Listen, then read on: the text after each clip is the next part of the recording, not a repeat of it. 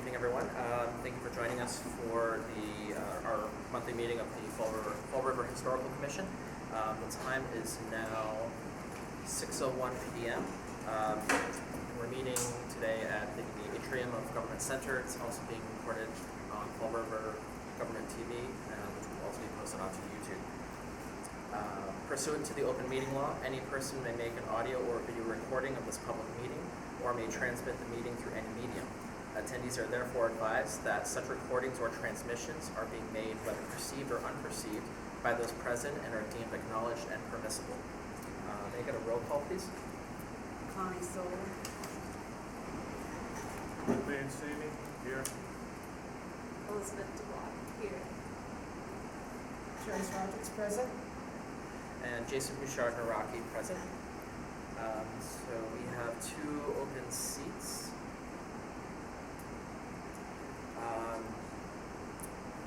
Let's see. Item number 1 on the agenda is to review and approve the minutes of March 21st, 2023. Make a motion to accept the minutes. I second that motion. All right, so I have a motion by Rick, second by Connie. Can I get a roll call vote, please? Yes. Connie Soler, yes. Rick Mancini, yes. Elizabeth DeBlock, yes. Are we at number 3? We're at number 1, approving the minutes. How do you vote on the minutes? On the Kennedy Park? No, how do we vote on the minutes?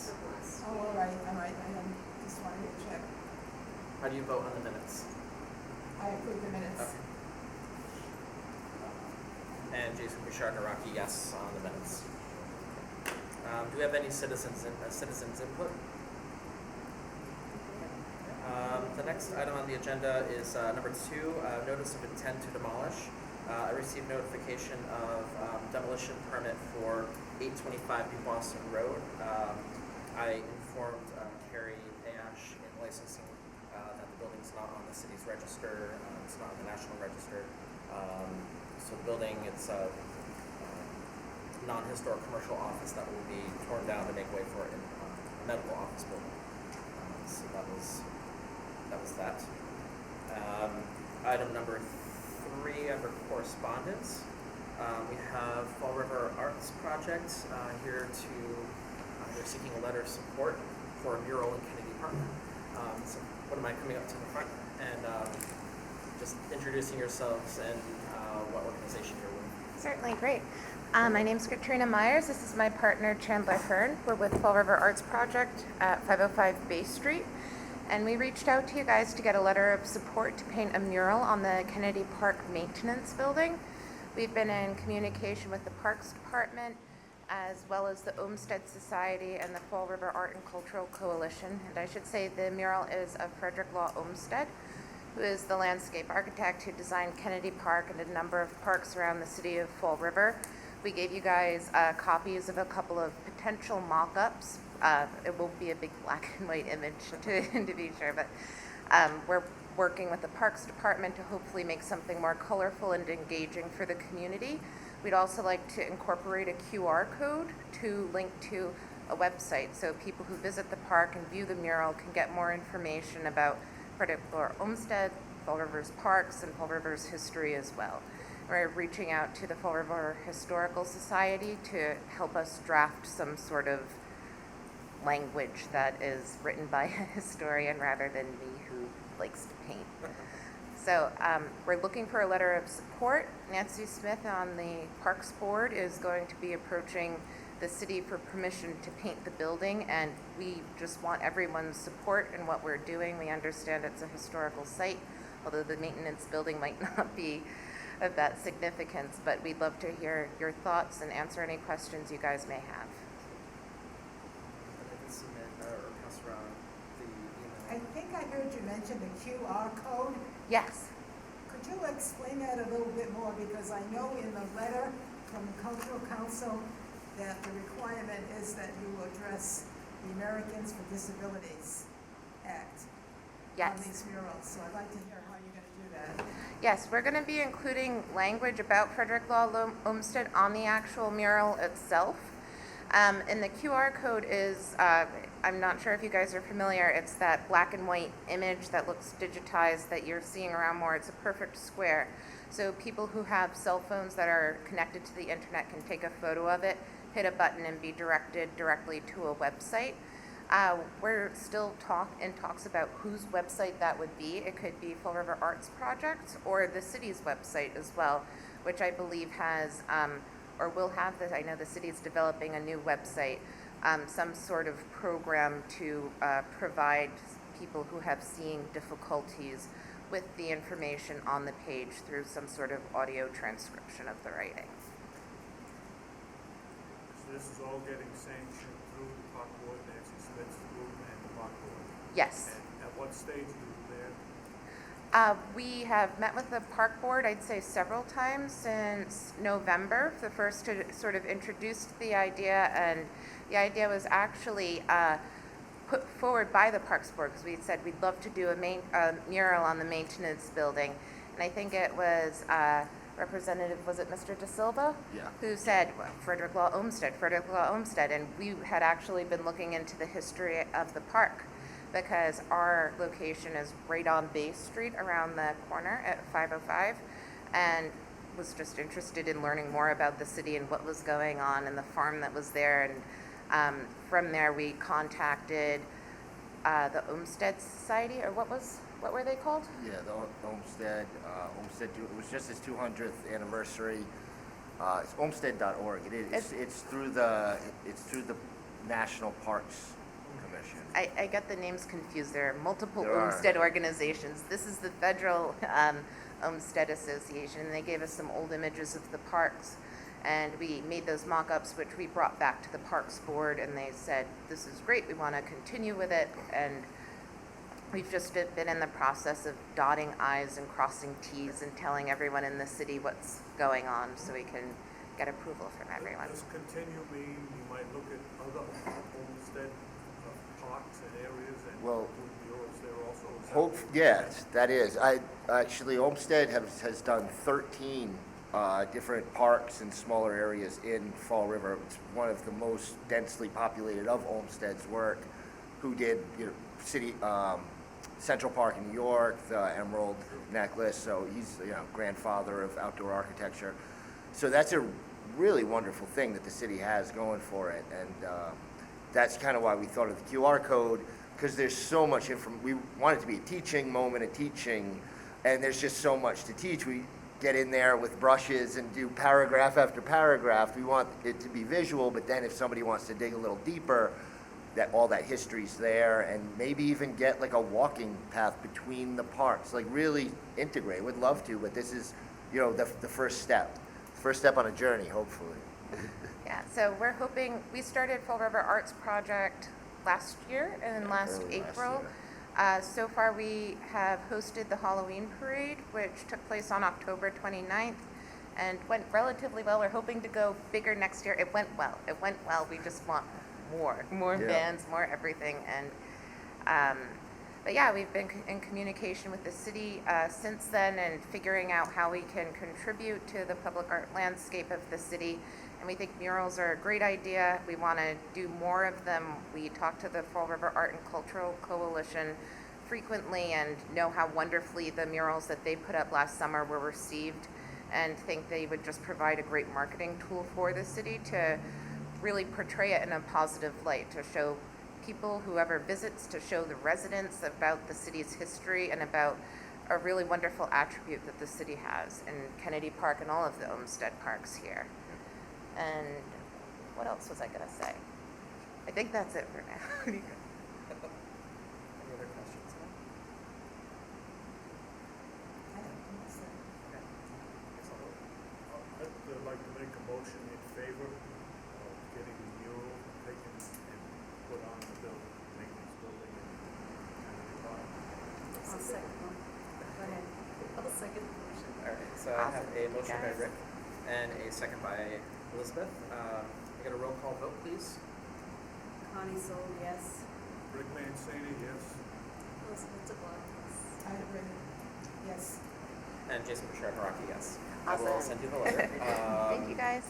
And Hopefully thank by you. the- I think that's really a nice asset city, particularly if you're going to expand and get other areas. The Olmsted parks and properties don't get the due respect in this city that they deserve. So Agreed. what you're doing is really gracious of you to do that. It's really going to relate back a lot of positive feedback. Well, thank you Excellent. guys. How soon do you need the letter? You know, Is there a deadline? the next board meeting, the Parks Board meeting, is the first of the month, I believe. It's the First first, Wednesday. it's the first Wednesday of every month, and we need to present it to them for final approval. But I think the sooner the better, because I'm sure Ms. Smith would like to talk to the city so the board can finally vote and maybe we can get an answer. You'll have that before the first of the month, so. Awesome. Thank you Okay, so much. excellent. Thank you very much for. Yes, definitely. And we'd love your guys' input on any other projects that we should possibly undertake and want to learn more about the city and go to the Historical We're kind of- Society also. History buffs ourselves, so, you know, and this beautification of the city, I mean, we live here, right? It benefits everybody. Yeah, and Yeah. we're occupying Oliver Chase's thread mill right now, our Okay. offices, yes, Yeah. and want to do it justice. So we'd just love to learn more. If you guys ever have any suggestions, please reach out. Yes, absolutely. And if you have any questions at all, feel free to email. You have my email as well. Yes. So great. Awesome. Thank you Thank you guys. so much. Pleasure to meet you everybody. all. Likewise. Take Thank care. you. Okay. Mr. Chairman, I'd like Yes. to make a motion to take number 14 and move it to the next, Okay. on the agenda next, and then move number 13 also. So you want to move, 14, you want to move number 14, which move is number 14. 687 High Street. Yep, so we're going to move number 14 to item number 4, Correct. and you want to move number 13 to item number 5. Okay. Correct. Okay. Make a motion, do I? I'll second the motion. All right, a motion by Rick and a second by Connie, so we're going to move items number 14 to number 4 and number 13 to number 5. May I get a roll call? Connie Soul, yes. Rick Mancini, yes. Elizabeth DeBlock, yes. Joyce Rodriguez, yes? Jason Bouchard Naraki, yes. That will be, new item number 4 will be 687 High Street, the Leander Gordon William Thomas House. We have a request to replace a section of gutters and realign the existing gutters. The property is located in the Highlands 40C Local Historic District. Hello. Hi. Um, If I may just ask that you introduce yourselves and your address, please. Beverly Andrade, 687 High Street, Fall River. And Gail Furtado, 687 High Street. Thank you. And would you mind explaining what the project's? So we need to repair some leaky gutters. They're all wooden gutters, so we're just going to keep the wooden gutters and repair and patch wherever we can. The contractor suggested that we line them with copper. And he said if you line them with copper, then you'll make them last a lot longer. So the section that has to be repaired is all around the driveway. The rest of the house is in good shape. It's just where all the cuts are, you know, the bay window cuts. That's where all the leaking is, and a couple of them can be fixed, but that section might have to have a couple of pieces of wood replaced, but they will be replaced with wood gutters. I have a sample if you need to see it. I'll show it to you. There we go. Nice. So they're going to be all lined with the copper. Okay. And he said that way they'll stay longer, have a longer life on them. This goes under the shingles. Okay. And the driveway side, so that would be, if you're looking at the house to the right-hand side? If you're looking at French Street, Okay, on the all other right, side. so so on French it's Street. at the corner of French Street, the driveway, and the corner in the backyard. Okay, So that's the area that seems to, with all the cuts. right. So that's where all the leaking is. Okay. So the front of the house, the High Street side, the long backyard, because it's federal, so it's long on the sides. The two long ones are fine, Okay. but they'll have a copper lining, so they'll last longer. Yeah, that's Very great. familiar with the project, and it should be done, yes. I make a motion to approve and give a letter of support, or, I think it would be a certificate of appropriateness. yes, Yeah. yes. So I have a motion by Connie. certificate of appropriateness. I'll second the motion. Second.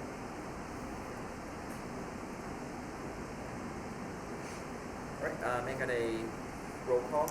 Console, yes. Rick Mancini, yes. Elizabeth Block, yes. Joyce, yes. Yes, okay. And Jason Bouchard Naraki, yes. Okay, So thank I you. will send you the certificate of appropriateness. So when do you anticipate starting the project? The contractor said he would probably start the beginning of May Okay. to the middle of May, somewhere in there. He can't give me an exact date. Okay. But when he dropped that off, he said about 3 to 4 weeks. Okay. Have you already gone to the building department for a permit? No. No, Okay. I didn't know what's the right order. Oh, sure. Should I have the certificate first to go get the, So I think it's the other way. You have to go to building department first, and then. I can for do us that for a tomorrow then. For a certificate. So I will email Carrie Ayash to let her know that this has. I'll write a letter in this case to satisfy the. certificate of City Hall? appropriateness. Yes. okay, so is tomorrow too soon? No, I can have that done tonight. Okay, all right, try to get in there tomorrow and pick it up. Thank you. All right, Thank you both, because I Okay. know the Preservation Society would really appreciate that. Yes. all right, thank you. Thank you. Hang in there. All You right, can stay if you like. Thank you. After the- Thank you. all right. Thanks for putting us up a little faster. Bye. Thank you. Yeah. Take care. Thank you. So next, we're, item number 5, which was originally item number 13. So we have Albert Rex from McCrosty Historic Advisors, Ryan LLC, here to present about historic tax credits. Hello. Did you want to request for letters first, so I could get Emily on the phone? Would that work for you guys, or Yeah, we can do that. would that be okay? We'll need to make- I just don't want her to hang on for the next Oh, hour. no, that's fine. So we'll just need to move item number 4, items, I'm sorry, so original item 4A through F. We'll need to go down to item number 5. All right, so I just need a motion. I'll make that motion that we place item number 4 back in order. All right, so item number 4A through F will be now number 5, A through F. All right, it's getting hard. All right, so Rick made a motion. Just need a second. I'll second the motion. All right, I appreciate that. I just don't want her. our pleasure. No. All right, so I have, may I get a roll call vote, please? Connie Soul, yes. Rick Mancini, yes. Yes, Joyce, yes. Elizabeth Block, And yes. Jason Bouchard, yes. All right, thank you. So I was just going to call her, you said, would be the easiest way to do That this? would be the easiest way, and so she will just need to, because we don't have the telephone access or Zoom access.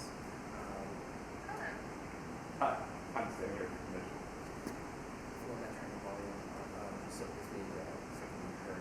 So you'll just need to introduce yourself and Sure. your organization, and then Emily. Yeah. So I'm Albert Rex with Ryan, Historic Tax Credit Consultants, and I have with me Emily Dominiani, one of our senior consultants, that is going to present the request for letters of support for the Massachusetts Historical Commission's next HTC round. Emily's here to give you an update. And Emily's here attending. Telephonically, yes. Emily, you there?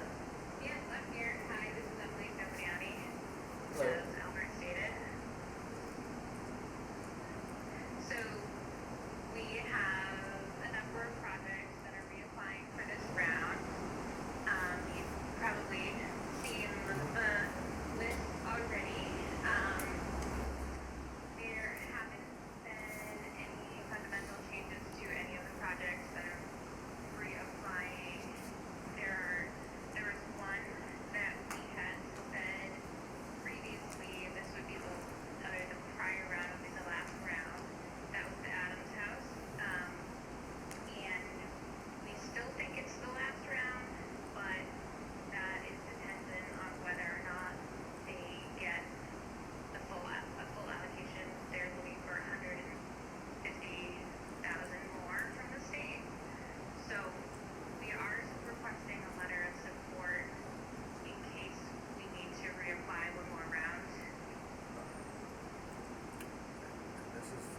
For the Evans house, that's, that'll be 5A. What is the, if you don't mind me asking, what work are they doing that requires additional tax credits, if you don't mind me asking? So it's the project as a whole is getting tax credits for housing, but so nothing has changed on that. It's just whether or not we're submitting the part 3, because once you submit the part 3, you can no longer receive credits. Okay. And I'll explain a lot of this in my talk, why this seems to be keep going on and on with the issue. Okay. But I can give some more color to that. Sure. Okay, and have there been any other changes to the other projects on the list? No, so I don't know if I can just touch on each project quickly. We have. The next one on the list item is 3848 3rd Street. Okay, so that's the garment workers building. They've just been working, that's big construction and, just plugging away at getting that finished, which will probably be either at the end of the summer or early fall. And I was down there last month and things are looking good down there. The one after that is Well, excuse me. Oh, sorry. What does that mean with the ILGWU building that they're just putzing around, to use your term? And that you were there and it's looking pretty good. What do those terms mean as far as construction goes? Or what does it mean as far as, I guess, the perspective of the building expansion? I did not say they were putzing around. I said they were plugging away. Sorry? They are, unit walls are up, dividers are going, the unit partitions have gone in. I was there to look at some of the crown molding, what they were able to salvage, deciding on how to reinstall that in the units as some of the poles had moved around. And yeah, so things are moving there. It's just typical progress on a construction site. And you said you expect placement of service in the fall, right? Yeah, yeah. And this would be the second or third round of the monies? I think that has, 3 rounds of money allocations. All right, and it has 3, and then this one would be, what, the second, first? It's received in 3 rounds, Emily, is that correct? Yeah, I think. So it's received, Yeah. so if it's received in 3 rounds, there's probably 2 to 3 prior rounds that we applied. So it started receiving after 3 rounds, we're probably 6 rounds in, and I assume, we'll either be back here in August looking at a 7th round, or we'll be telling you the project's complete, and we're gonna apply for the tax credit. Okay. But how many rounds have they received? 3, right, Emily? 3? Yeah. Yeah. Do you remember what size those allocations have been? I think let me confirm those quickly, but I think in the 150 to 200 range. The group received $600,000 in tax credits. Okay. What's the typical, for a typical project, how many rounds would be? I'll talk about that. Okay. It really it depends from project to project. The difficult component of the state sort tax credit program is that there's a program cap of $55 million, and the average number of applications that come in right now is north of 180, looking for over $300 million of tax credits. And so if you do the math on what was distributed in the last round, on average, people are getting $97,000 in tax credits. But that varies widely. Some people get $400,000 and some people get $50,000. And I'll describe why this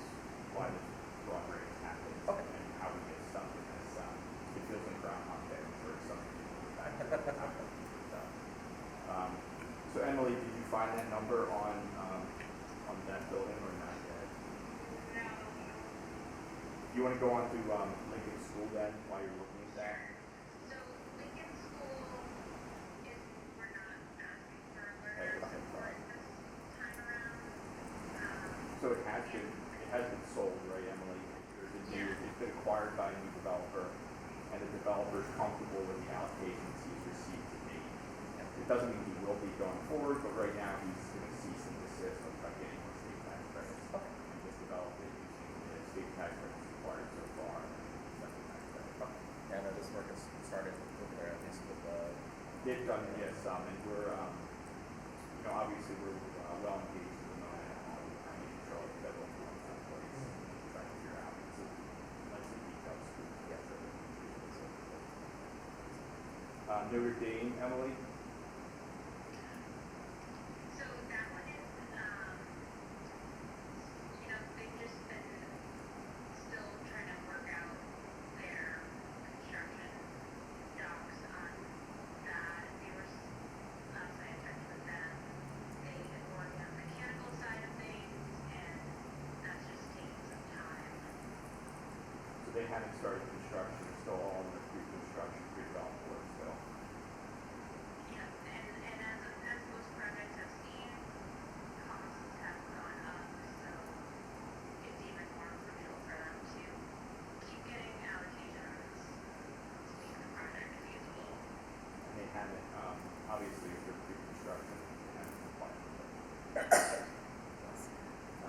so that, so there's also construction, and they've had, grounds already allocated, have they? They've received an allocation, didn't they, Emily? Yeah, they have about 440,000.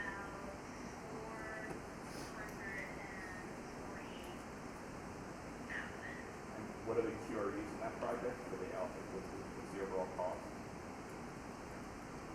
So the, QRE is about just under 900, so 863. All right. They have 863 QREs or eligible for 863, sorry. That's QREs. Okay. Are they receiving this money? No, I'll describe exactly how this, they don't get any dollars until the project's complete, price of the service. We have to file, I'll describe this, we have to file the certificate, and when we get the certificate, it can either be against their own state income tax or sell it. It's a transferable credit, but I'll describe how that works, and how the financing works. So they were getting allocated to the tune of 440,000. Yeah, so what they do is they'll go to the bank, literally with those dollars and say, hey, we want a construction loan, we have this much equity in hand. Basically, give us a loan for $800,000 to do the construction. We know we already have $400,000 that we're going to get at the end of the project, plus any federal credit, and then we'll pay the balance out of our pockets. So they're using it to pay off the construction of the project. And that's really all pre-development money. They don't see any capital, any cash out of these credits until the project's completely done. So they have, so it just helps them get a loan, but it doesn't actually generate any cash for them. That's a good explanation. Yeah, that's a information thing too. Sanford Spinning, That one, we responded to the first round of questions from the Massachusetts Historical Commission. As this is pretty typical for a first round, they had a lot of clarifying questions. So now we're just waiting to hear back on where that stands. And we're simultaneously working through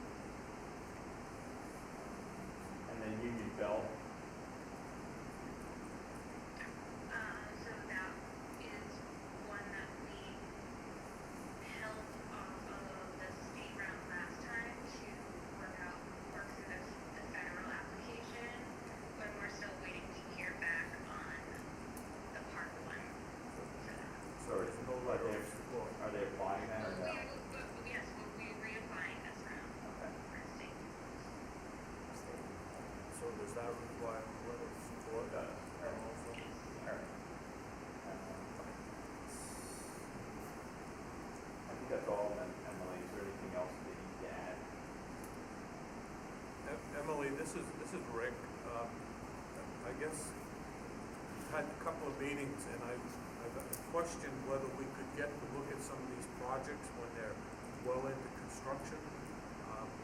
And I haven't heard from anyone, and we haven't visited any of these sites as of yet. So is there any way that this can be followed through? You know, a couple of things. One, we're dealing with taxpayers' money here, whether it's state, federal, or even local. It's taxpayers' money.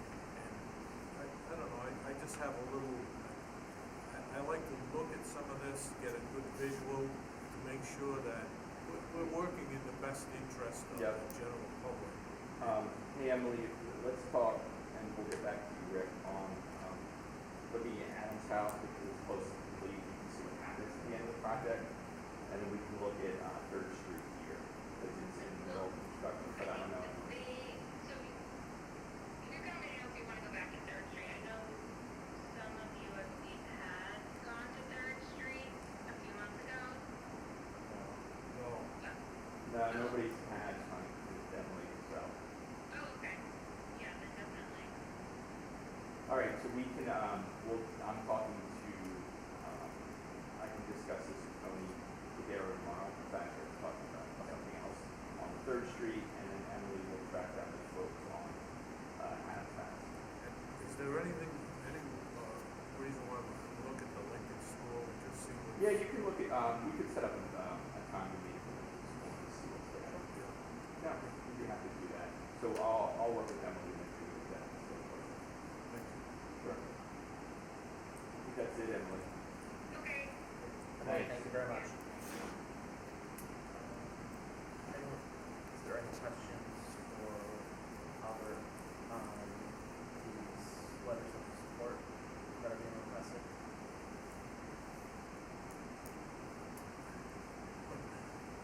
I think why don't if you want to table that, I can go through my presentation and like help you guys understand the process that we go through to get here and how our clients are utilizing these credits, when they happen, how they happen, what they really mean.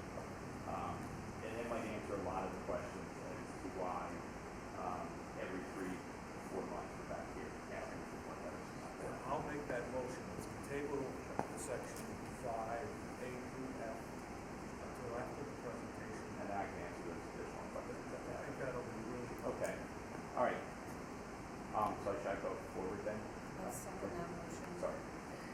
Right, have a motion by Rick to table and a second by Connie to table the vote on items 5A through F. Can I get a roll call vote, please? So yes. Rick Van Sandy, yes? Elizabeth DeBock, yes. Excuse me? We're voting on tabling.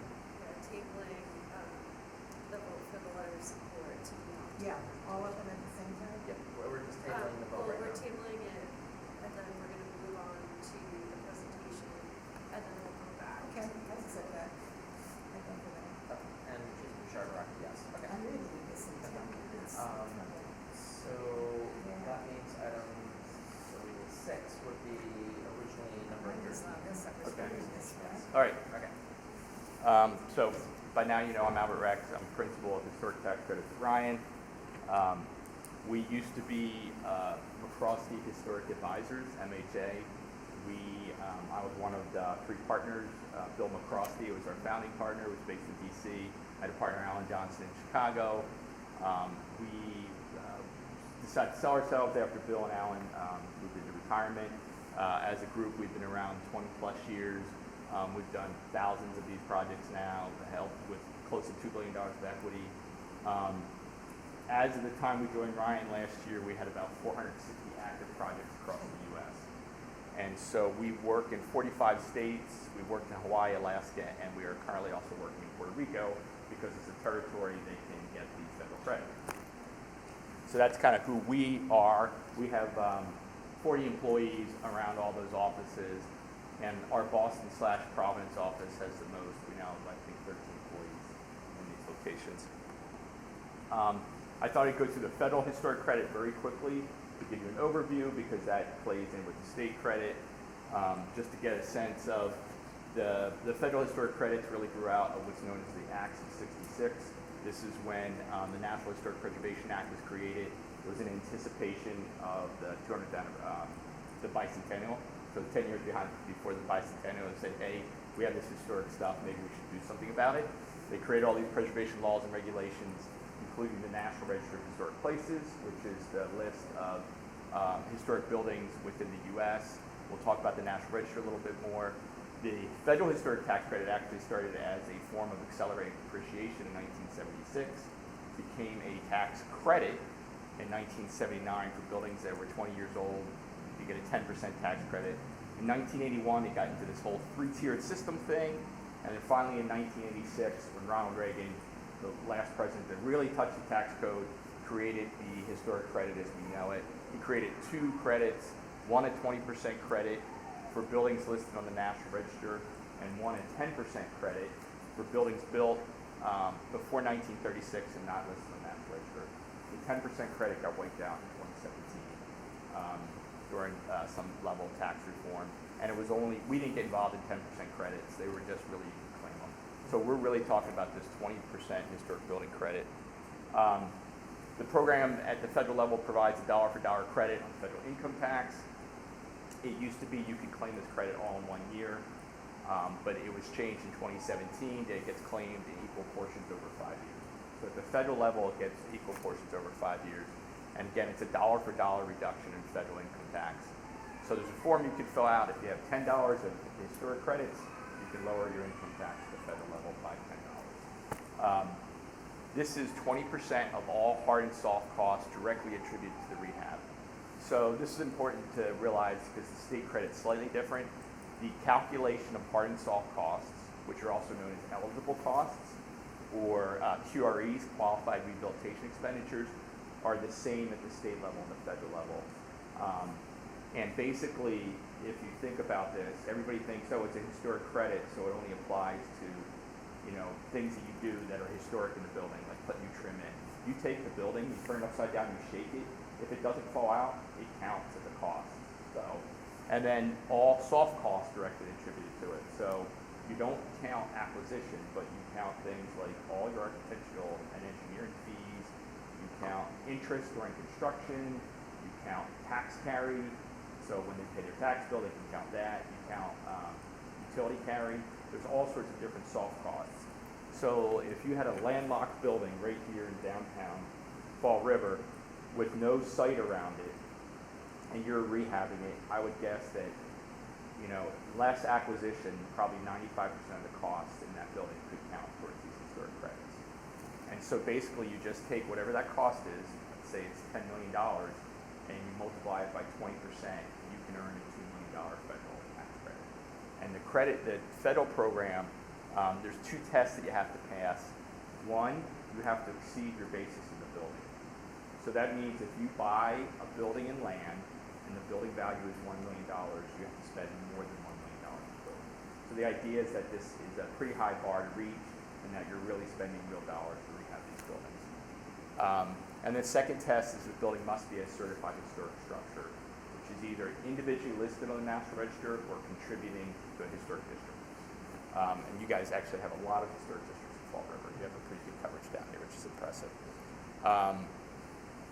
So there's 3 parts, just like the state credit. Evaluation of significance, is the building historic?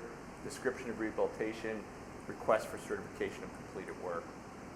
Program goes to the State Historic Preservation Office, so in this case the Mass Historic Commission, for review and comment, but the final decision makers are at the National Park Service in a group called TPS, Technical Preservation Services.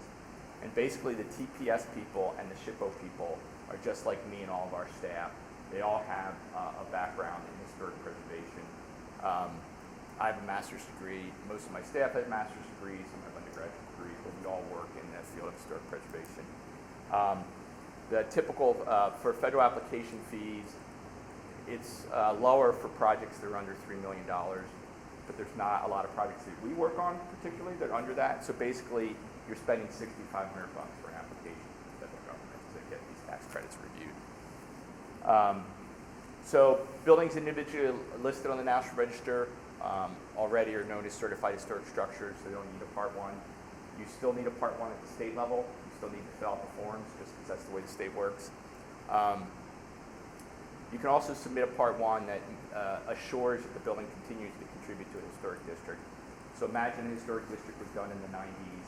Building was contributing, yes, this is a historic building, but then somebody really changes the facade or messes with the windows, then it might not be contributing at that point. So we actually have to file a document that says this building is still historic within this historic district. We can also submit at the time of this Part 1 to say this building is eligible for listing on the National Register. So even no registered listing, you can do this and submit this Part 1 and say, you know, because this building's 50 years old and it meets one of these criteria, association with a famous person in history, association with broad pattern history, or it's architecturally significant. So association with a famous person, Malcolm X's sister's house was just listed in Boston last year because Malcolm X spent time there before he was Malcolm X, actually. So it was listed because it was associated with him. You know, down here, garment workers, mill buildings, all because there's some time in history. Schools are usually associated with the fact that they needed a new school because something was happening in town at that point to build a school. And then architecture is pretty clear. You know, there's a lot of beautiful buildings in Fall River that could be listed for architecture. I think the Durfee project that we worked on, Technical High School, is listed for architecture. And it can be listed under multi-criteria, so it can be listed under A, B, and C all at once, or A and B, or A and C. So that's the National Register process that we go through. The Part 2 is this document. I could have brought one to show you, but you can imagine it's basically anywhere from like 15 to 40 pages. And it basically is divided, each page is divided into two sections. One is the existing condition, and then the second section is the proposed work for that condition. So it could be stairwells. You know, there are 3 stairwells in the building. How historic are they? They could change whatever you describe the stairwell. In the second section, we have to describe what's our client doing to that stairwell that it remains historic, or our client's removing that stairwell because it's a secondary stairwell, it's not historic. So we have to go through and describe in detail what this is. That document gets submitted along with drawings. So it's got existing condition drawings, demo drawings, and proposed drawings. And typically, at minimum, 150 photographs that are key to floor plans. And so the reviewers lay it out on the desk, they read the narrative, they look at the pictures, and they look at the drawings, and they make a decision whether this meets the Secretary of Interior standards. There are 10 standards. They're very broad. If you're religious, they're like the 10 Commandments. They're open for interpretation. Or they're like the Constitution if you're political. Either way, you can look at them in different ways, right? You kind of say, well, so part of our job, obviously, and on behalf of our clients, is to try to argue them for all these possible so our clients can build the project they want to build. That whole document gets sent. When it's approved at the federal level, that is, it usually is conditional. Conditions can be anything from show us a masonry sample during construction, supply us with window shop drawings, supply us with more information about this, or you can't use this, you have to repaint that finish. So it can be a bunch of different qualifiers to say, as long as you do X, Y, and Z, when you come for final approval, you'll be fine. So that's the Part 2 document. I don't have a lot in here on the financial part of it, but I will tell you that at the federal level, the Part 2 document is the key to get financing. Most of our clients, most real estate developers don't pay a lot of income tax. They have losses and other ways to offset their taxes, and they're really interested in our program as a way to finance their project. And so they are taking this Part 2, and they're going out and finding somebody that does have tax liability, like Bank of America or US Bank or some large insurance company. And they're bringing them into their partnership, and they're creating a way that they're making investment into this project in exchange for these tax credit dollars. So they're doing tax management at a very sophisticated level at the federal level, and in exchange for, and our clients want cash. And the cash comes in, typically 20% of it at the time of your closing your construction loan, and the rest of it comes in at completion of the project. And most of our clients use it to pay down their full construction loan. So the federal credit gives you a little cash up front and most of it on the back end.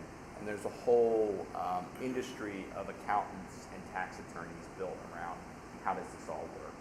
And there's a document that was generated by the IRS out of a court case about 8 years ago called RevProc 2014-12 that describes exactly how this transaction takes place. And as long as you meet the transaction that way, you can convert these federal dollar credits into dollars.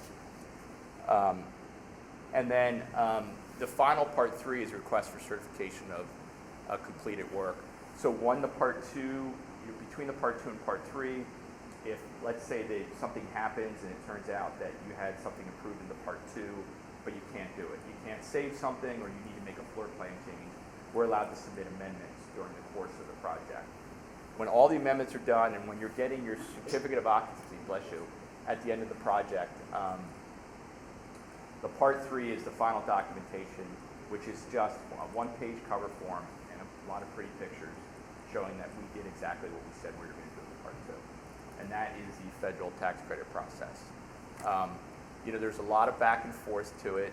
The other thing to know is that under both the federal process, and I'll talk about Massachusetts in a second, you're allowed to apply for historic tax credits without owning the building.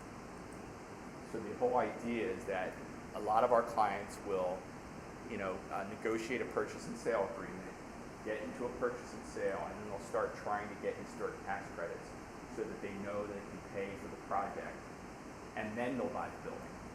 Some of them will go forward and they won't buy the building. And that part 2, if somebody were to step in the shoes and do the exact same thing we had approved, they can do it. At the state level, there's a way to transfer the state tax credits to that new owner. So we have projects. We have a project that we're working on.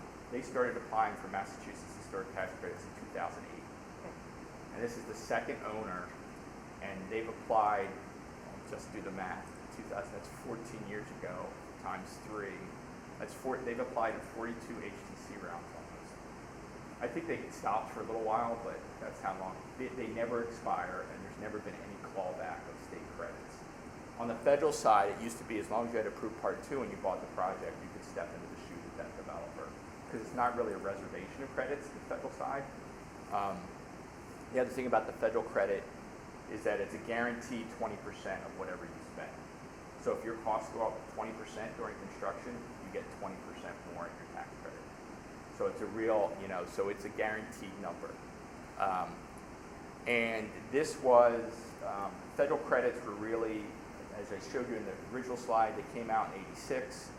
By 1990, they had this whole structure in place where you could figure out how to transfer these credits to larger corporations. Because what happened in '86 was that a lot of doctors and lawyers used to invest in these projects, but the tax law changed and they weren't allowed to use the credit against passive income anymore. So that's why this whole corporate thing started. So it's there's a whole big history here that's very interesting to me anyway, from a tax perspective and a historic perspective.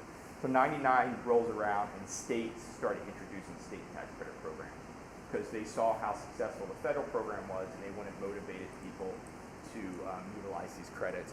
And basically what happened is that as states started doing, the state next door started doing it because they were competing for developer dollars to come to the state. And whoever had the better state tax credit program would typically get more developers there. Rhode Island had an excellent program for a very long time.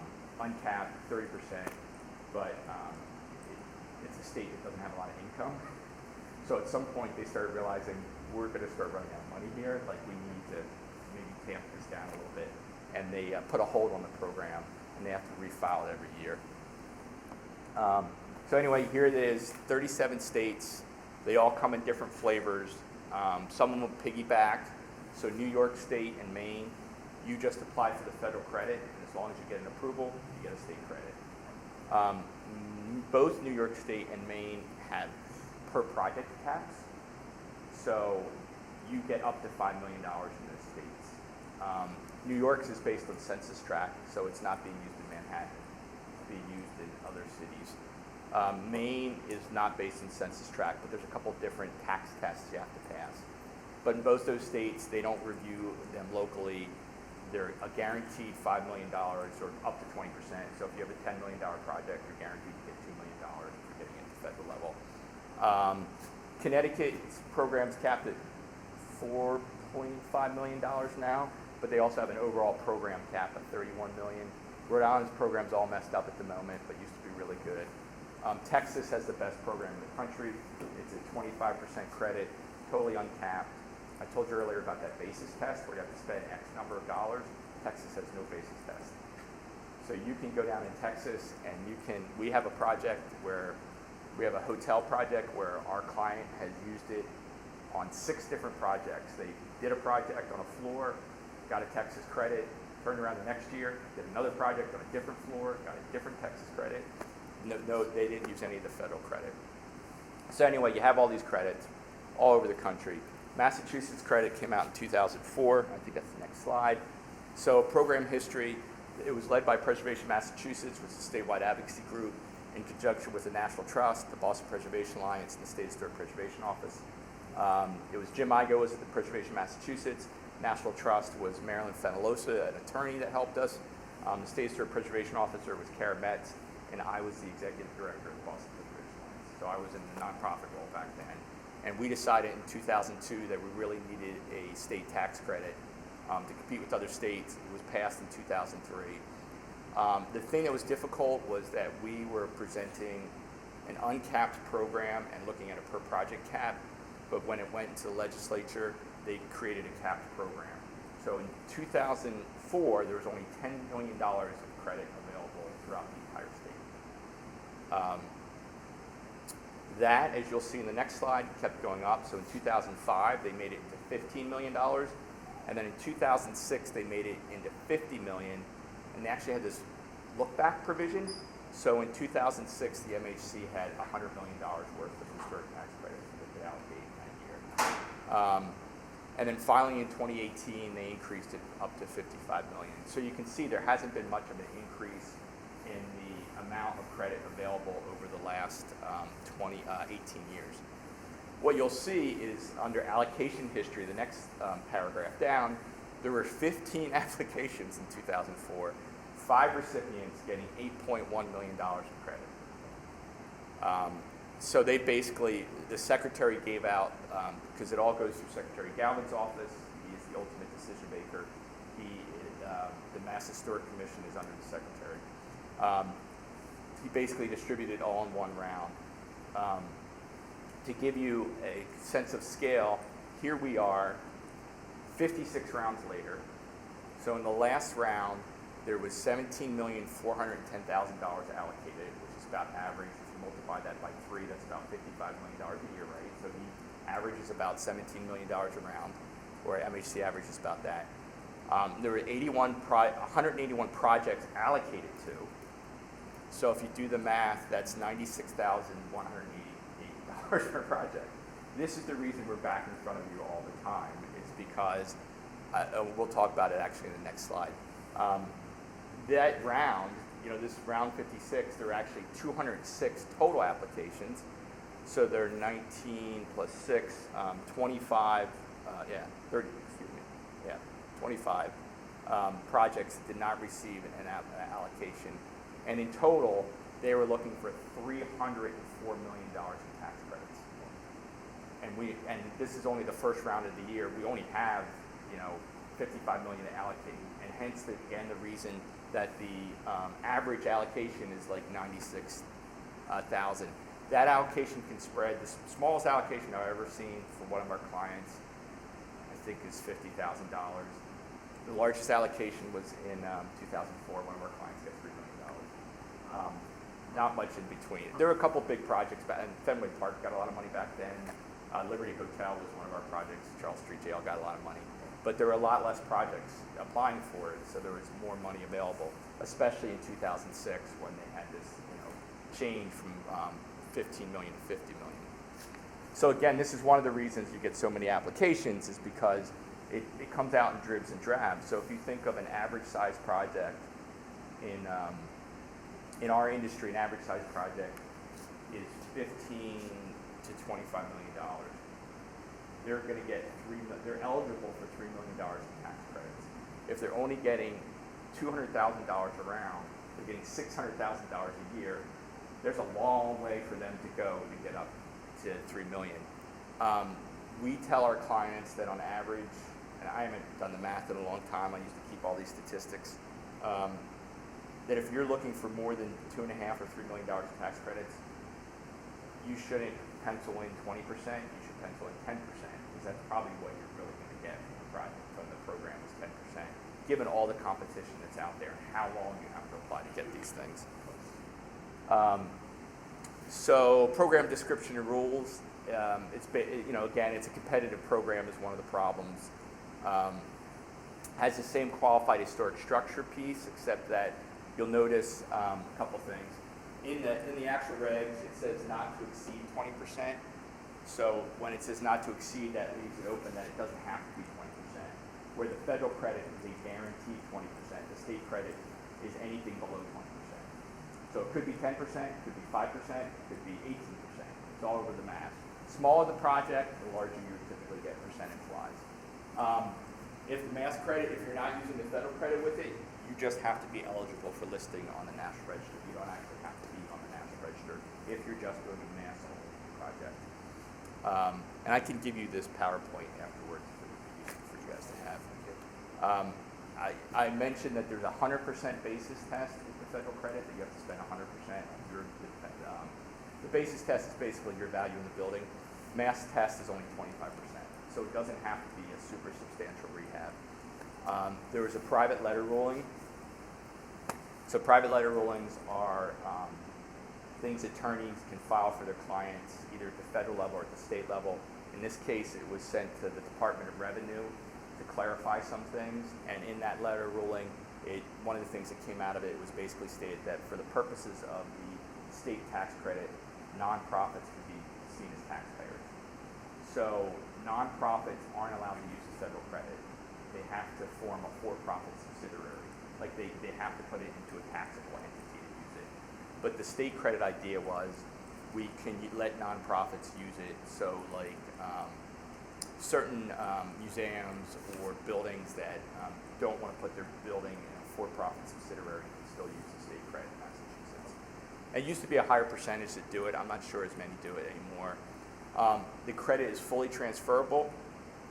So any of us here could buy a credit and use it.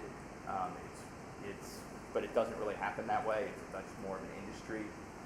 It's a very efficient credit, meaning that typically people are paying 91 cents on the dollar for $1 of state tax credit. So they're typically saving, the middleman gets a little bit of that, like a penny. So they're typically saving 8 cents per dollar on taxes. But there's enough state taxes that people will buy at that level. And so the most effective programs in the country are transferring these credits at that rate, around 91 cents. And there's a whole active market for this in the world. There's a whole bunch of other things I could tell you about that, but we don't have to go in there. And then obviously you guys know that there are three rounds per year. And so that puts you in a situation where those 3 rounds were required to handle, because there are multiple rounds, there are certain things we have to file every single time. And this is within the regs, within 830 CMR 63.38R-.1. And this is what we typically have to put in the original application as well as in most of the applications. So there's chosen project criteria. So we have to produce a document that shows a description of financial hardship. So why do you need the money? A description of the importance of state assistance. So again, kind of why do you need the money from the state level? List of funding sources we have to put together. We have to provide them with the per capita income of the city where the building sits. We have to provide them with the number of low-income residential units that are being produced. 25% of the state credit is set aside for low-income projects, for low-income housing projects. I would guess that 80% of the state credit goes to low-income housing projects, to be honest. It's a large percentage of it. We have to supply with a list of executive orders or planning initiatives. If you've never read the list of executive orders, they're kind of interesting sometimes to read. But we have to call out what executive order that our building relates to. There's an executive order on affordable housing, so that's typically one that we refer to a lot. There's an executive order on planning. It requires that we get a letter of support from local and state preservation organizations and government agencies. So that's why we're in front of you all the time, because every single round we have to produce a letter from, if you're in a certified local government, as Fall River is, that has an active historic commission, we have to provide a letter from that active historic commission, or our application gets rejected. So that's why we are always here, because every time we file, we have to provide them with that letter, and we have to provide them with a letter from Preservation Massachusetts. We don't have to provide a letter from local, like historical societies or preservation groups, but typically like Preservation Worcester is a very energetic group. We get letters from them. We get letters from the Boston Preservation Alliance. So some of the larger cities, we do get those letters as well. But we are required to provide a letter from Preservation Massachusetts and a letter from any historic commission that's functioning in the town where we're working. And that is probably 90% of the town we're working out of the active historic commission. Sometimes the planning department has to do the letter for us. We then have to provide an evaluation of overall condition of the property, description of the extent the project will transform the site that currently lacks beneficial or practical use, and a description of the economic impact the project will have on the surrounding community and Commonwealth. All these criteria are basically set up to be a scoring system, but we're not exactly sure how MHC scores any project, to be honest. It's not public knowledge, it's not put out. Like low-income housing tax credits, there's a very active scoring system that you can actually see how they score them. But we don't get a lot of feedback on the scoring systems. We get mostly feedback on the work that we're doing to date. Then a couple of additional things. Every time we file, every round, we have to have new wet signed cover forms. So there have to be new cover forms every round. We needed an updated sources and uses budget with these qualified rehabilitation expenditures I noted broken out again. We need a letter from the Department of Unemployment, a certificate, from the Department of Unemployment Assistance. This was instituted in 2015 for all tax credits. So there's brownfield tax credits, there's affordable housing tax credits at the state level. And I think this was a way to make sure that people were actually paying into their unemployment tax that they're supposed to. I don't know what was happening in Massachusetts in 2015. Support letters, as we just discussed. And finally, there's a lobbyist questionnaire where our clients have to tell if they're using a lobbyist or not. We're not considered lobbyists, but we're using a professional lobbyist on their behalf. Because the Secretary of State's office that reviews where the Mass Historic Commission sits also reviews all lobbying licenses, so there need to be very clear when there's a lobbyist involved. Credit allocations never expires. We talked about before. There's been a lot of discussion of clawback. There's probably, $100 million in tax credits that have been allocated and were used on projects that started and haven't finished, or started and got sold, or started and just stopped. Nobody has ever actually used those credits. I haven't tracked those in a while. Preservation Mass was tracking them for a little bit. Buildings may be sold prior to construction and credits assigned to a new owner. So like with the Lincoln School, it has now been sold from the previous owner to a new owner. We will go through a process with the Mass Historic Commission, supplying them with affidavits from the previous owner and the new owner that no credits have been used, and that these guys are the new owners and they're going to be using these credits going forward. The average length of a project from the time we start it to the time it gets Part 3 approval is about 30 months. And so most of our work and all these requests, typically the largest number of requests are going to come in prior to construction ever starting. And with the state program, it typically takes at least 3 rounds, which is a year, to get an allocation. And then our clients typically apply throughout the entire construction process, which could start later than a year. And they apply typically up to the very end. So we could, if you look at 30 months, that's almost, it's a minimum 9 rounds that we're probably coming back to you guys looking for support. Some of them have been longer. Durfee Technical started and then stopped, and sat vacant for a little while, and then was sold to Alan Maycumber, and he had finished the project now. That project, I did my first site visit there in 2012. And I think it's just literally wrapping up now, 2022, 10 years later.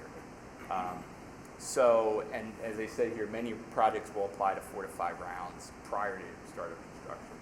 So when Emily comes before you folks, Emily Domiani, and discusses these things, it's difficult for her because she doesn't always have updates. they might just be sitting there waiting for more dollars, because the hardest thing is finding dollars to finance. And the pandemic certainly had an impact. It drove construction costs up 10 to 15% at least.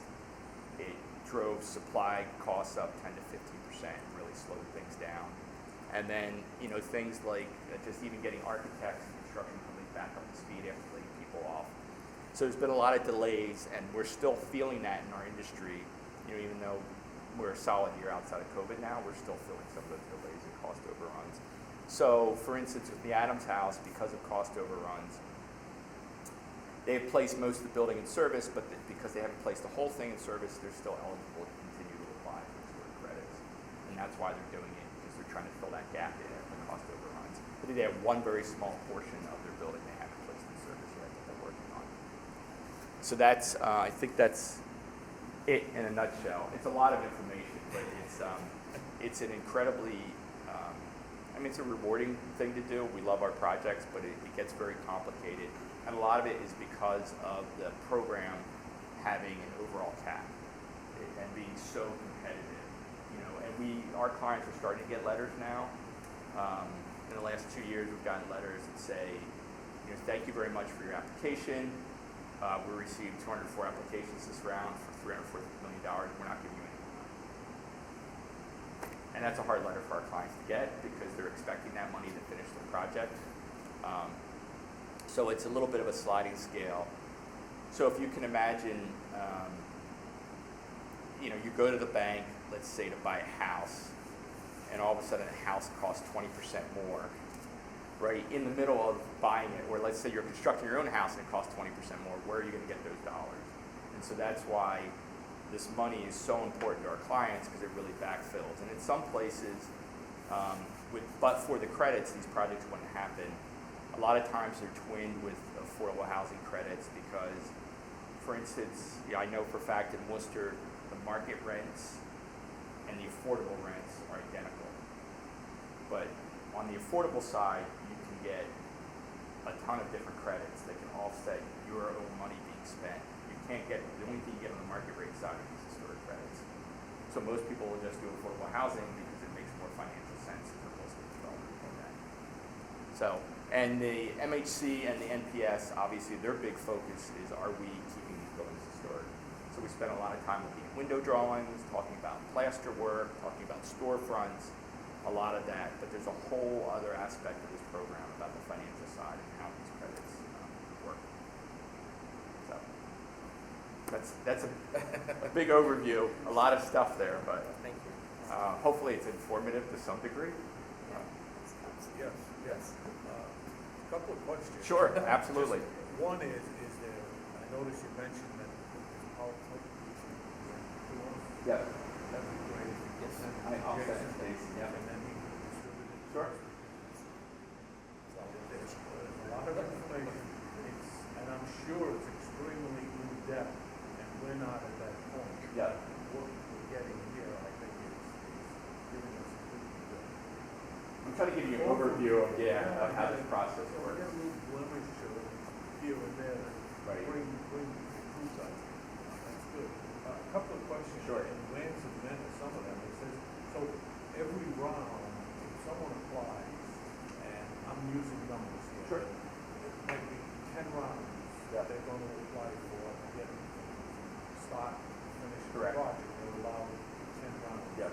They might not get allocations for every one of those rounds. Is that what I'm hearing? Correct. There are times when they don't get allocations, like they get that letter and say, sorry, we don't have that money. The only time our client will reapply then is if they have a budget that's gone up in price, so they can show we need that money, so we are going to reapply again, even though you simply didn't have that money. So we do have clients that will not get money around, go back and reapply, or on occasion, more than occasion, if we have what's known as an active amendment, so if our client had a issue relative to the work that was being executed for historic work, and we requested to the National Park Service an approval of an amendment, we're going to do a different treatment plan.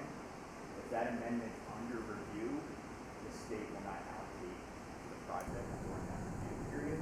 So it's very, so we could have, our client could be getting allocations all along, and all of a sudden we have an amendment, because something went wrong, or we can get something approved, that gets held up. And even though we put an application in the state, they might not allocate money until we resolve whatever that issue is. So there can be, so there can be multiple reasons why we're not getting allocations, which requires us to come back again to apply. Now, somewhere along the line, and I don't know if I misread this or heard it incorrectly, but there's upwards of 20% of these credits which are paid up front somewhere. At the federal level, that's, so if you are bringing in a third-party investor, you cannot, so the federal credit can only be used by a taxpayer, a real estate professional, because they can't be used for passive income. And we're circulating the CPA's tax data, so why not? So most of our clients bring in a third party to take these credits, and they have to do that through a really complicated structure. Let me see. Let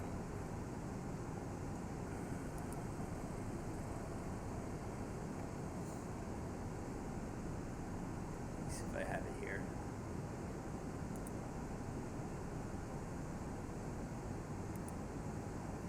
So you have to do it through a really complicated structure that looks like this, where, oh, this is the wrong one. I gotta go through this one. So basically, the owner of the building here, you can only allocate this to a partner. You can't sell it. You cannot sell federal tax credits. So the owner of the building forms this new thing called a master tenant. They basically bring in a big bank or something to be an investor partner. And the tax credits flow based on ownership of this LLC. So if you own 50% of the LLC, you get 50% of the tax credits. These tax credit investors want 100% of the tax credits. So they own 99% of this LLC, and then 1% is owned by you, the owner of the building, and you're known as the managing member. You control that LLC. And then basically, when the landlord finishes the project, you get a part 3, you pass through the credit to this investor, and then 99% passes up to them.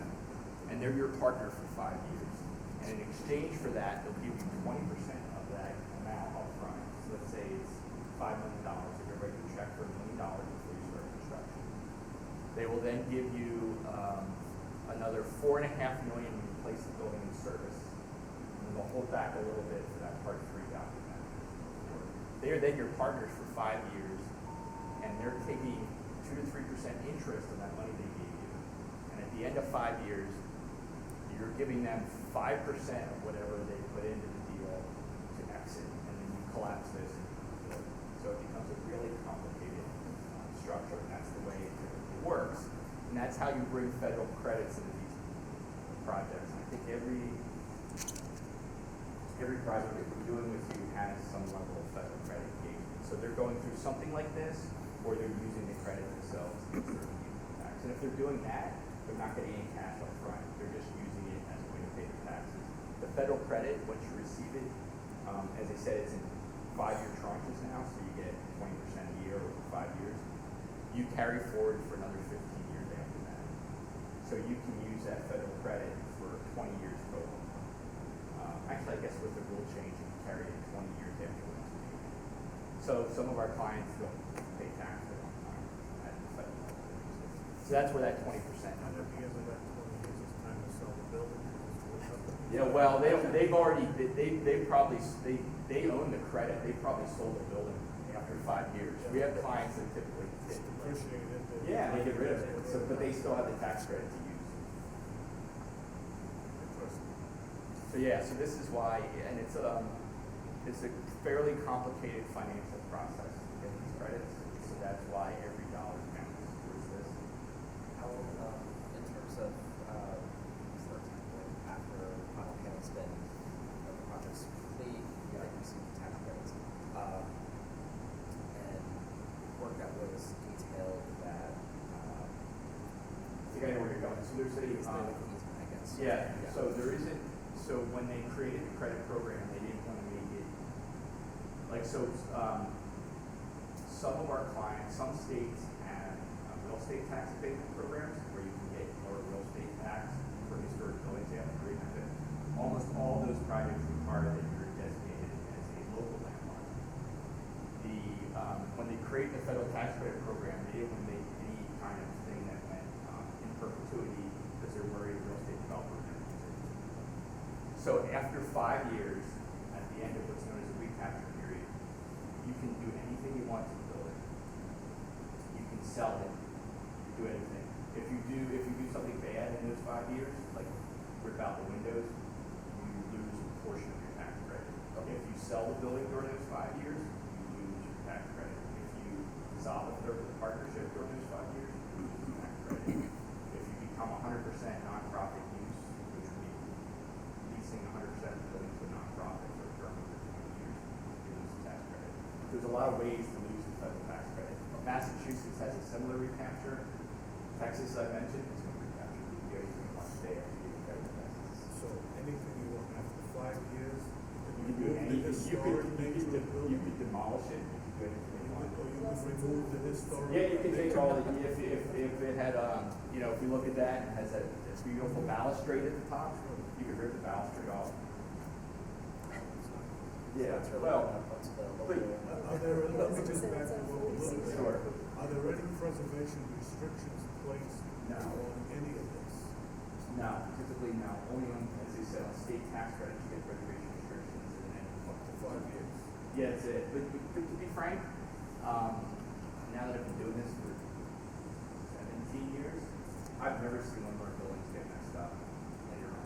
When somebody makes an investment and it's really quality and they just don't change it, nobody's going to do that. They're not going to do it.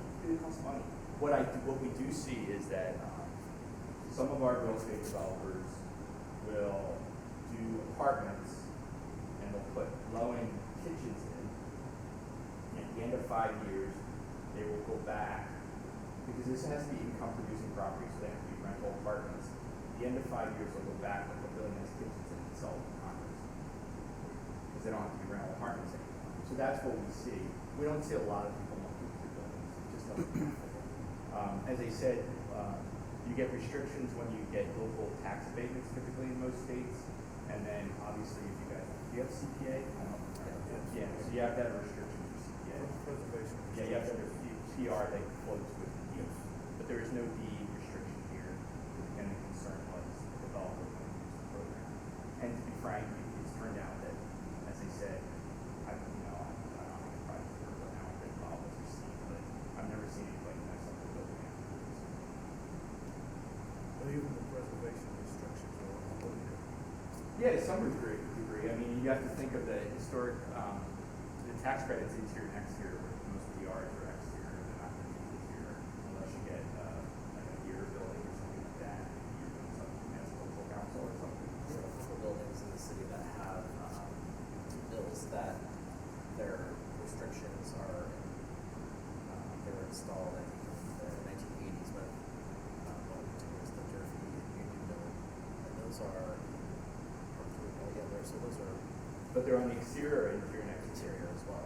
So they might have gotten, so when you used to get, which this program is underfunded, you used to get Massachusetts Preservation Projects Fund money and PF money, then often MHC would put a deed restriction on the entire building, including interior, and that's a much more difficult one to deal with.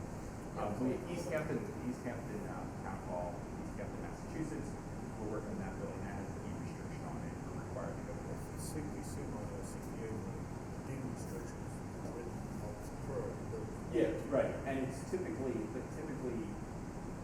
know, we have a few projects that actually are tax credit projects that have deed restrictions on them, and typically they're exterior, not interior. Other questions?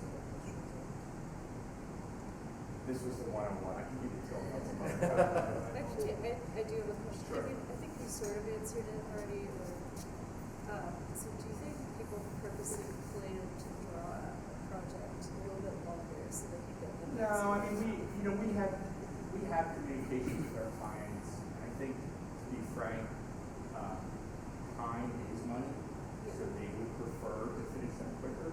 But the flip side is, they need money to finish them. And there's almost, especially as I said post-COVID, there's almost always a gap. It's just the numbers are really hard to work these days. You know, unless you're in a place that has just, you know, unlimited dollars flowing in, you know, downtown Boston, like building and construction or lab space, you can build it pretty efficiently and pretty affordable. It is just difficult to make these projects work because they need every dollar. So there will be conversations around when is the last round of being applied. I will tell you for guaranteeing that if you have a federal credit and you apply for the federal part for you, that's your last round. It's from the MHC, say for $1,000 credit. But so they don't have to purposely draw them out, it just gets drawn out because of all sorts of issues, all this stuff that happens. But being a real estate developer is not an easy job. You know, our clients are very entrepreneurial, very thoughtful. They have a lot on the line in projects. So, you know, we don't like to have to keep coming back. They would like more predictability. I would personally, I would love a program for project capital. Like you would just guarantee X number of dollars and you got it, and then you just apply once and you know you get it. It would be much better because what they do now is that they can't take this to the bank. For instance, if you're applying for low-income housing tax credits, typically the state DHCD is looking for you to have 50% of your state credits in hand if you're claiming them as a source because they don't trust you'll actually get there. So it's fairly unpredictable is the problem. The more predictability we can have with it, the better. It's just currently, because of the $55 million program cap, the project cap, we'll just keep having to reply.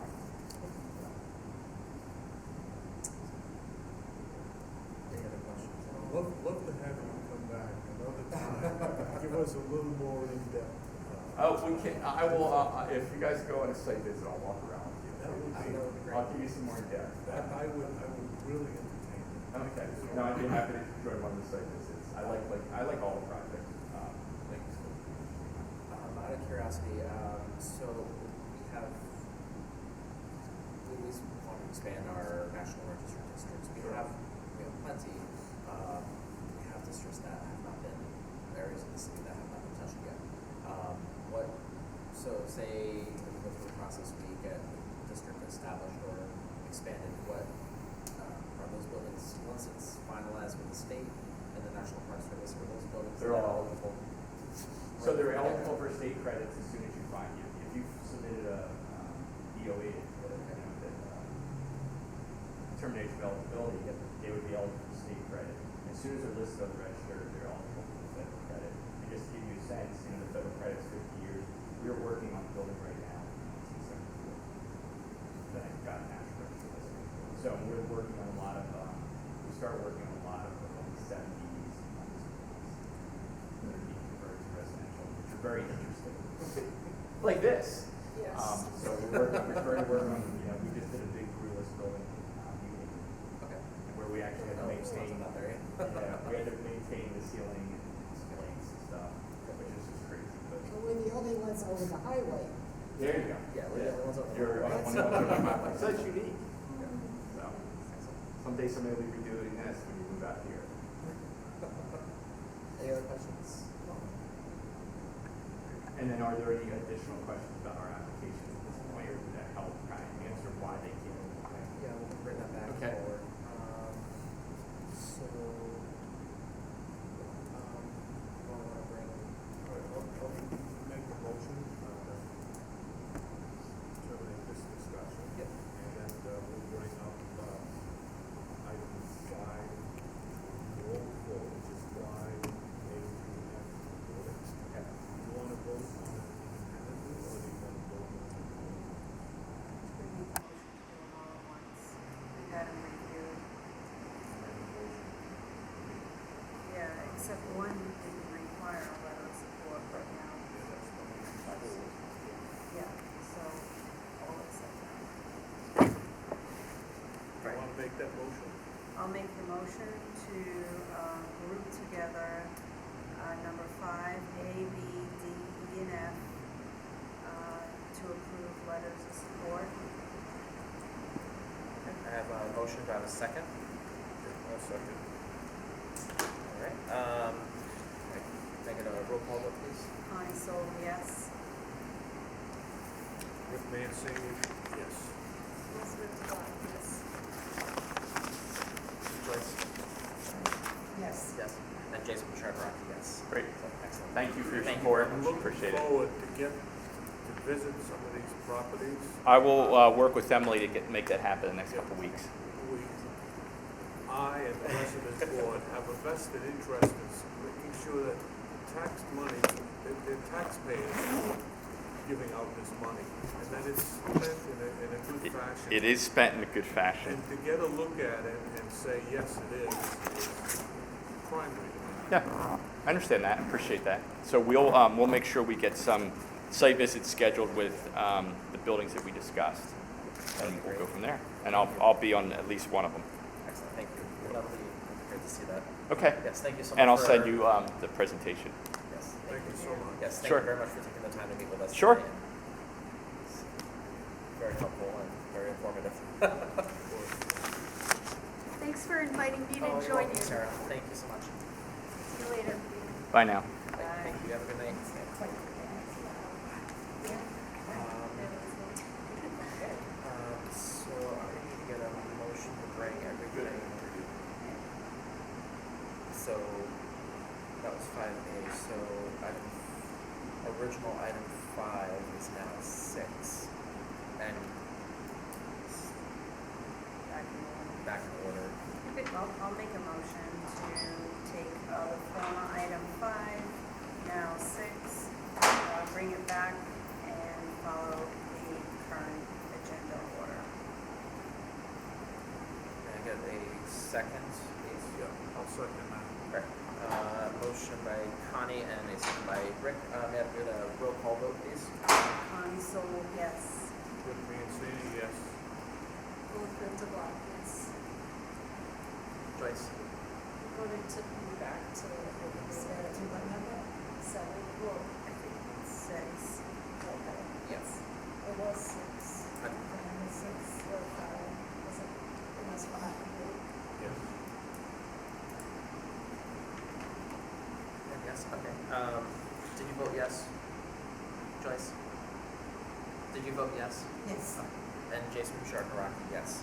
All right, so, item 6, original number 5, but item 6, 557 Walnut Street, also known as, the other address is 244 Grove Street, the Barnabas Blossom House. I received an inquiry on restrictions to the property. There are none, aside from, it is not in the Lower Highlands National Register District, but the potential buyer was looking to buy the house, but he wanted to know what restrictions were on the property. There are none. Item 7, 603 Rock Street, request for a letter indicating repair to the roof caused by storm damage. This is in the Highlands 40C Local Historic District. And so they were merely just repairing work, but because they need to get a permit for that, they needed a letter from us indicating that it was a repair, in the event that the permit was flagged. And that is an exclusion in the ordinance for the local historic district, that we don't review repairs caused by storms. Let's see, item 8, 710 Rock Street. They were requesting a letter indicating the non-compliance of the side entry porch. The homeowner, we met with Ms. Melanson before her side porch was damaged in a car accident. She's currently working with the contractor who's going to rebuild it, but she's also trying to go finish up with the insurance company. So she has the contractor lined up, I believe, and working on the plans. She will be back before us to have those plans for the side entry reviewed. So she just needed a letter indicating the timeline of the events. So I supplied that to her. Do you need a motion to approve those letters? No, it was just, was just looking for a timeline of what transpired with our board in the past. Item 9, received a notification from the Massachusetts Historical Commission, it was an inclusion for the Spencer McComber Farm Cemetery at 1046 Blossom Road. It has been assigned FLR.804 in the Massachusetts Historical Commission's inventory. Item 10, 306 French Street, also known as Maplecroft. They received a notification that they are replacing the roof of the rear porch, but it was the property itself is not in the 40C local district. It is in the National Register district, but there are no restrictions on design. Item 11 is 263 Belmont Street, the TR Vestal House. They were also inquiring about design restrictions. They want to repaint the exterior. I indicated that there are no restrictions. They're in the National Register district. Item 12, 1 West Street, Border City Mills number 1. They're looking to repair or possibly restore the core holes on the structure. They're falling apart, deteriorated. She was inquiring about design restrictions. There are none, but I did indicate that we will be releasing our design guidelines very shortly. So that would be a tool that they can use to use for the recreation of the core holes.